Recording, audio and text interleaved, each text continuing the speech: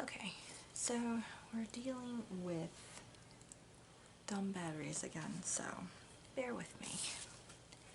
Hey folks, my name is Jen, and today I'm here to talk to you about what my spring vibe has been so far this year. So it's only technically the second week in April, so maybe it's still kind of early to talk about spring vibes. I'm sure that things will continue later. But I figured, why not? I've got my little handy dandy list. Basically, so far this year, as far as a doing kind of thing, I have been reading, of course, everything on my TBR. I've tried to pick a couple of books here and there that feel kind of like spring, and the rest of them are picked for specific purposes. At this point, I already basically have my TBR picked for next month as well, and a couple of those books are definitely books that I would consider spring reads, so I'm pretty excited about that as well. As far as anything else, I don't know, I'm getting this feeling that I kind of want to read some plays, which sometimes is something that I do indeed feel like doing during the spring for some reason. I don't have any unread plays at this point, but I have been kind of eyeing a couple of my favorites, which are ones that we covered in one of my classes in college, and one is The Importance of Being Earnest by Oscar Wilde, which is one of my favorite plays ever. I've never actually seen it performed, but I have read it a couple of times and I just absolutely love it, and it always reminds me that I do want to do some more reading of Oscar Wilde's works in the future. I just haven't at this point. Think that I want to give that another reread. I'm actually kind of contemplating using that as a bedtime buffer read, because there's certain books that I just can't read at bedtime, either because they might particularly upset me or they will just make me want to continue reading past when I really need to get the fuck to sleep. I have been thinking about pulling out Importance of Being Earnest and using that as my bedtime read this month, and I've also been thinking about doing a reread of Pygmalion by George Bernard Shaw, because one of the books that I've kind of earmarked for next month's TBR is My Fine Fellow, which is a gender-swapped retelling sort of My Fair Lady, which is based off of Pygmalion. So I have been kind of thinking about doing a reread of that, just because. Also, that one is very funny as well. So yeah. Otherwise, things that I have been looking at, I guess, or watching would be more accurate. Anything that I've been watching. Well, I have been binging Bones since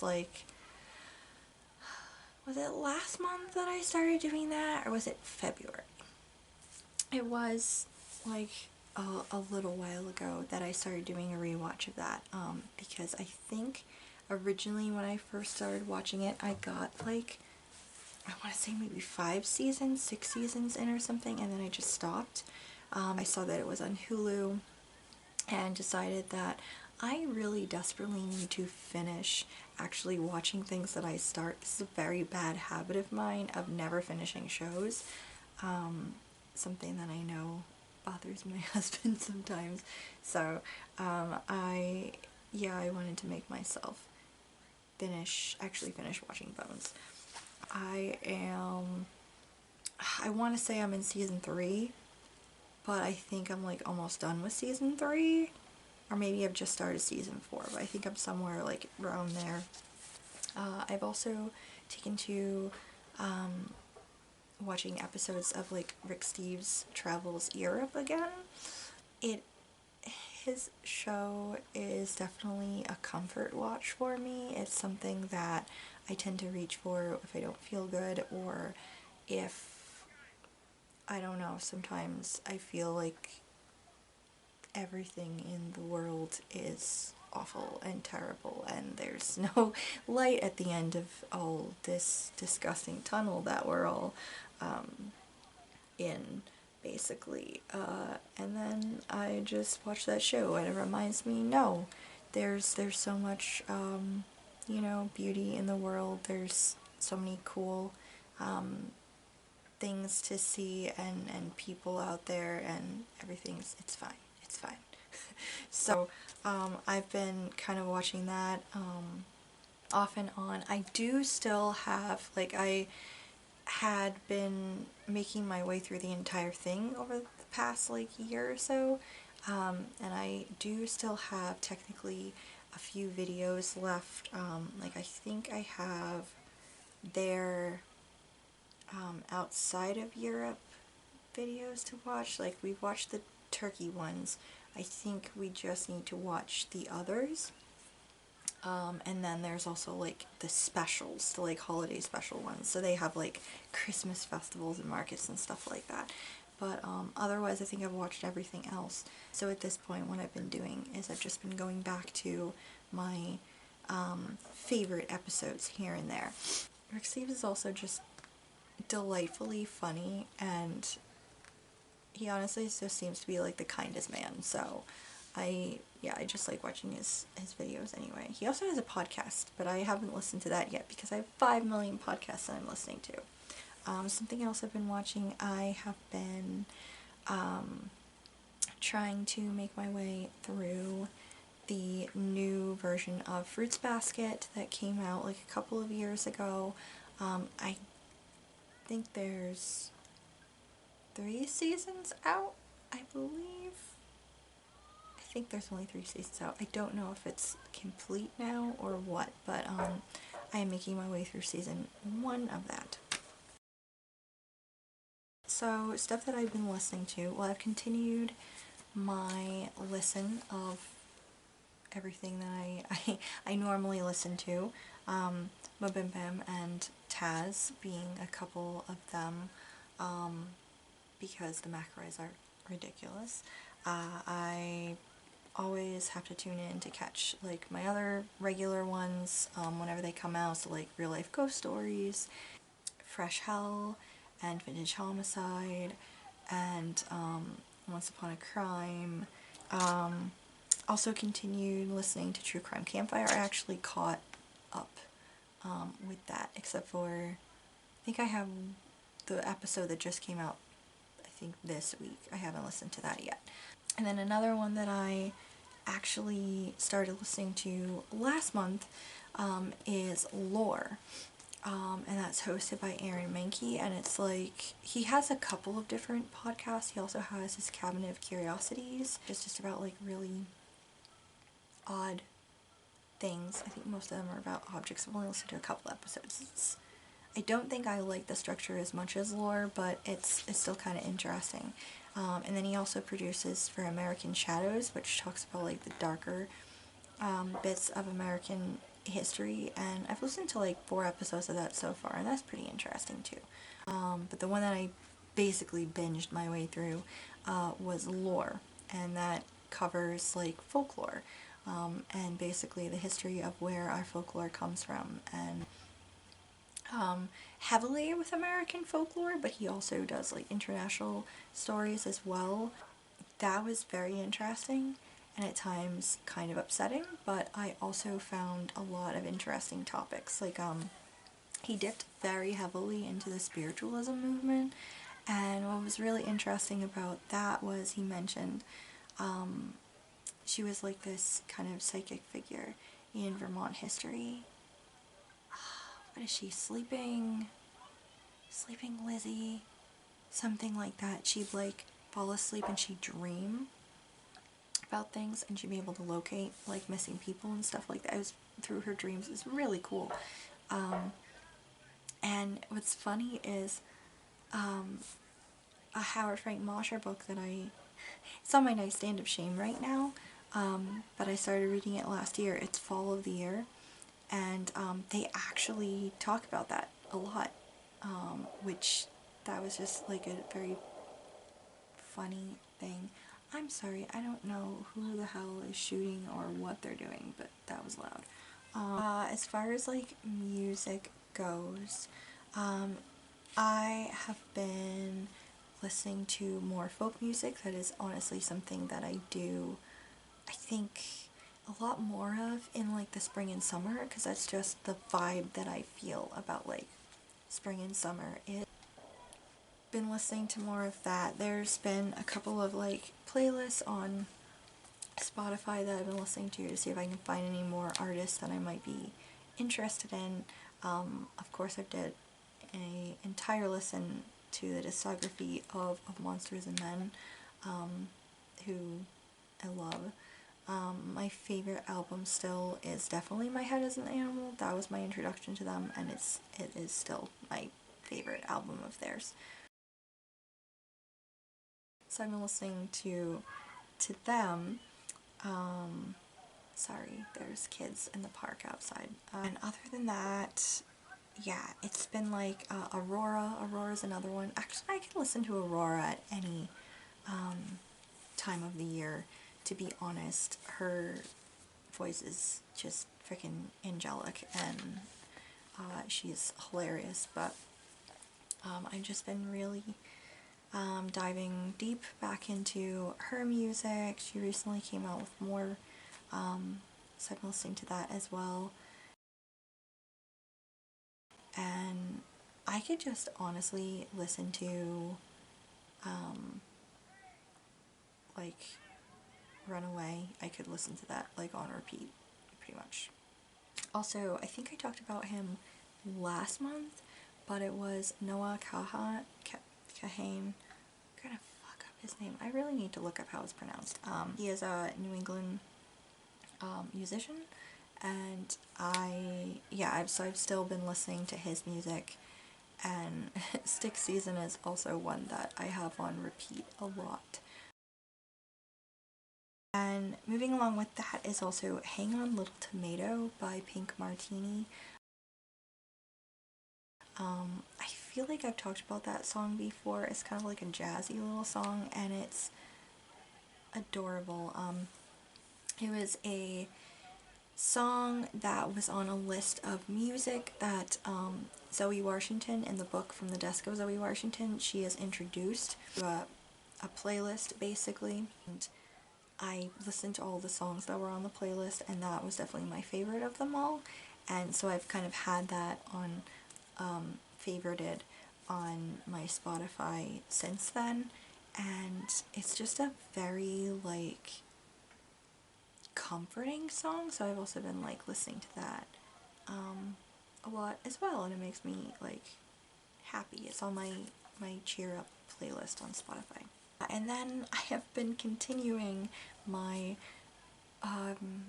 still my apparent obsession with French jazz and vintage French music. I've been listening to more of that, but within the past couple of weeks I've also moved on to French pop and French rock music. I'm still not 100% sure how I feel about rock music, but the pop, love it. Yeah, so that's been a fun time. Along the lines of that, I guess one of the things that I have been, can segue into the things that I have been, like, doing in my spare time. One of those has been working on my language lessons. I have, like, Duolingo on my phone. I know everybody makes fun of Duolingo, but, like, I don't, and I can't shell out money for Babbel, so Duolingo it is. And it's not that bad, really, of lesson plans, so probably not the greatest, but it's something at least. I think I'd mentioned before that I have been trying to, ever since the pandemic started, like refresh my knowledge of Spanish, and I have continued with that. I took like a big long break on it, and recently, within the past month, went back to it, and have been trying to get back into it again. And I think I'm on level, I think I just saw that last night, I'm on level like 19, I think. So that's been pretty great. It's been a pretty great refresher, and I have been having some fun just in my brain trying to run through like typical lesson things that we used to have in high school. And because I took like 6 years of Spanish, we always had like that introductory kind of thing, you know, like hola, mi nombre es Jen, yo vivo en los Estados Unidos, yo tengo, you know, and then you just list off like your age, your favorite colors, who's in your household, how many pets you have, what their name is, like all that jazz, all that stuff. So I find myself like just kind of like running through that in my brain sometimes and just trying to get back into it, even though that ultimately will not be very useful. But it's, again, it's something at least. Where I'm at in like the lessons right now, let me see, I just did them last night. I think we're at like clothing. Yeah, we're talking about shopping for clothes and like and kind of navigating with travel. And then I'd also started in like the fall, I had started learning German because I had finished watching Queer Eye for like the 4th time, and I ended up branching out and watching Queer Eye Germany, and I really enjoyed it, and I, you know, decided that I wanted to learn German, a fact that I know wherever my grandma is making her very happy. Yeah, I'm on, I want to say level 5, I think, with that, so not that far along. But that also has been interesting. It's very different from Spanish. Spanish is very much like a Romance language with French and Italian, but there's a lot of words that are like similar enough to English that it's like, oh, okay, so that's very obvious, or it's like an obvious what the possible meaning would be. And German is interesting in that way too, that it is not a Romance language, but it is also very similar enough to English in some aspects, although some words I'm like, I don't even know where that came from. But yeah, so it's interesting how different yet similar things are, and yeah, that's been pretty fun learning that as well. And then just like last week, I decided to add another language into my studying, and that is French, which is bizarre for me to say because I have always been convinced that French is just way too difficult and it's just way too much. But you know, like I said, I have been diving continuously into like French music, and I keep reading books about like French politics and having to do with kind of the French Revolution or like stuff surrounding it. I'm in the middle of the Three Musketeers right now, so I don't know. I'm feeling like, you know what? Screw it. Let's learn some French. I'm only on lesson 1. No, I've graduated to lesson 2, I think, since last week, but it's, again, it's another Romance language, so there's some things that are similar and some things I have no idea what's happening. I feel like French is going to be the hardest out of any of them, just because of how words are structured and all of the very many places that they put apostrophes and things. But ultimately, it's been interesting, and it actually hasn't been too hard to figure some things out just because of how much Spanish that I've learned or retained. So not too bad. So I don't know if it's really wise to be attempting to learn 3 different languages at once, but I always manage to bite off more than I can chew, so I might as well just continue. As far as like other things that I've been doing, we have our wildlife has been waking up around here, so it's just been like more bird watching and stuff like that. We saw bunnies recently. They've been hopping around. We saw the gopher, and there are peepers now in the pond in the back, and that's just been pretty great. That's always a surefire way to tell, hey, spring's here, because you hear the peepers. As far as like other bird watching is gone, you know, we've got our typical Canadian geese, we've got some ducks and stuff, but then I also, this past weekend, I thought I saw the hawk. We have a female hawk that kind of hangs around, likes to hunt here and there, and I thought I saw her, but I wasn't 100% sure, and then I heard her. So yeah, she's back. We also have osprey that nest nearby, but I haven't seen them yet. But yeah, can't wait until we do. My husband and I went walking at our local park a couple of weeks ago, and that was pretty great. And then I ended up going this past weekend so I could get some like writing done, because I do some okay writing when I'm like walking and just like observing and thinking and stuff like that. That helps a lot. So got some good writing done, and also just really enjoyed being kind of out and about. That's my last things, my last spring vibe stuff, is like the taste section, food and drink. Welp, Easter candy, that's been big since last weekend, has been just devouring Easter candy. We have a lot of it right now, because my parents ended up sending us a care package with Easter candy in it and treats for the kitty cats, and my mother-in-law also sent all of us home with our little little Easter basket full of candy. So yeah, we've got sugar coming out the wazoo right now, so that's been great. It's spring, so I feel like baking again, although honestly it's fairly hot in here already. We have unnatural like high temperatures right now, which I'm trying not to freak out about. It's gonna get kind of hard to bake fairly soon, so I'm trying to like get some of that like drive to bake out of the way early. I've made cookies. A couple of weeks ago I made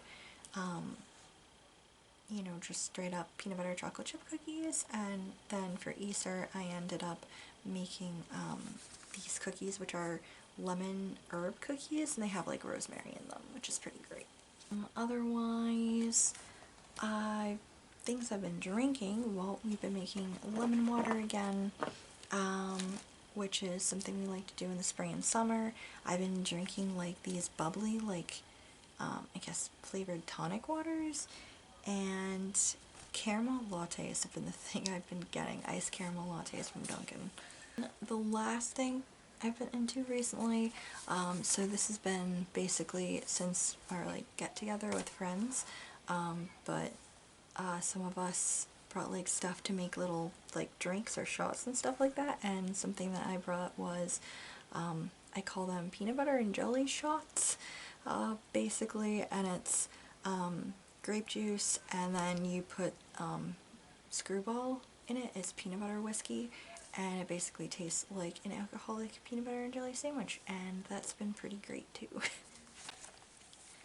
So yeah, that's basically been my vibes this spring so far. I'm sure I'll have more to add at some point later, but that's just what it's been like so far. Let me know down below what your vibes have been like this spring, and as always, thank you for watching, thank you for always watching, and I will see you guys next time. Bye!